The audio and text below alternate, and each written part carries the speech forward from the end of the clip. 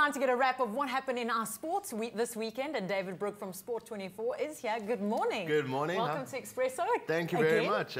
Again, yeah, and you know, on my birthday, you did something nice for me. Now, rumor has it, it's your birthday tomorrow. Oh. So I brought you something. How did you find out? Small but big. I have my ways and means, you know. I don't trust you, David. You got to trust me. I know you have a pink giraffe, but here is a purple giraffe just for you for your birthday. Thank you so much. A little. Enjoy it. Enjoy your birthday. And I should actually get you to do the exercise, but Tina's, as punishment for you. Anyways, we'll do it next time. Now, I saw you, some of the guys from Sport24 last week at the Pick and Pay Nice Note Oyster Festival. Yeah. They were a Big Five event taking part. It was a crazy event, that, you know, Big Five Challenge. We were involved with it as media partners, and it was a fantastic event. Tank was up there, and Antoine van Heerden won the overall event, which is just madness. I mean, you know, just doing one of those events at the best of times is difficult. Yeah, you know, you were involved with a couple of them, and reports back from people, you know, I'm reading a lot of tweets over the weekend and saying that they're exhausted, they're knackered, but they absolutely loved it. You know, it's for the die-hard athletes, and only about 100 people compete in the actual Big Five, other than the half marathon and the other one. But you know, it's a great event, and it's a brilliant weekend to be away with. I think I want to do the half marathon next year. I think I'll do it with you. Yeah, I think I've got to set my goal for that. That's a deal. Now, while I was there, the rugby was on at 11:20 on Saturday, the final of the Super Rugby, Crusaders versus Reds. What a game, you know. the Reds beat the Crusaders in the final.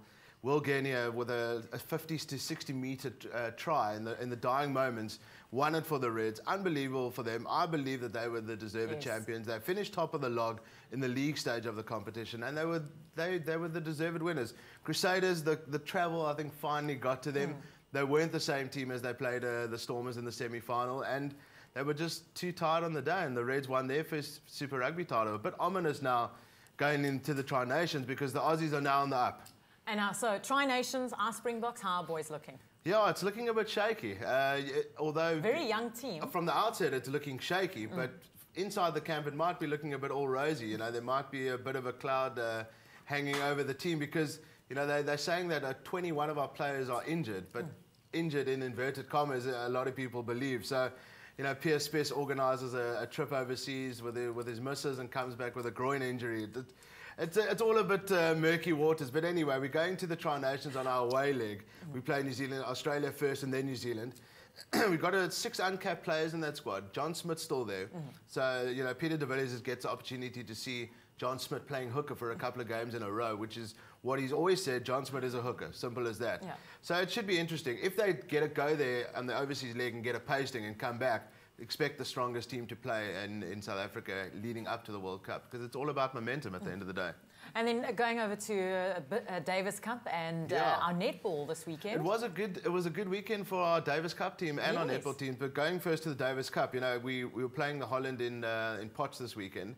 And Kevin Anderson, who's been out of Davis Cup for a bit, there's a bit of politics, a bit of injuries and whatever, but he's our strongest player at the end of the day. He won both his singles games, and he was involved with Rick de Fust in the doubles, and they won the tie 3-1, which is good to see. Our tennis is back on track, just like our netball, who, you know, despite losing to New Zealand in the quarterfinals on Friday, it was a really good performance from them. They played off with Malawi, who their nemesis in World Championships and in Commonwealth Games. Neck on neck. You know, and they won 52-50 at the end of the day. So they're the top team in Africa.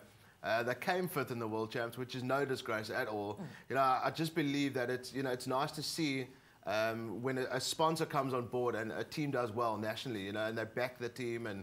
Especially a female team. Exactly, you know, and Erin Berger, one of the South African women, she was player of the tournament. Yes. Which is brilliant. You know, a team coming 5th, it's not often that you see that a player from that team wins the prize.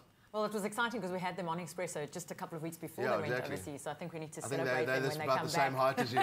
They were taller than me. Yeah, exactly. What other sport can we look forward to this week? Well, it's British Open golf this weekend. We remember South Africa's Louis Oosthuizen won last year, which was just an unbelievable achievement for him. And this year, it's going to be as open as anybody. Tiger Woods is out again through injury. His mind is just not there. Rory McIlroy won the US Open earlier in the year. He's one of the big favourites. But I'm going to tip Sergio Garcia. He hasn't won a major yet. He's one of those players where he's gone throughout his career the most unluckiest player in terms of not winning a major.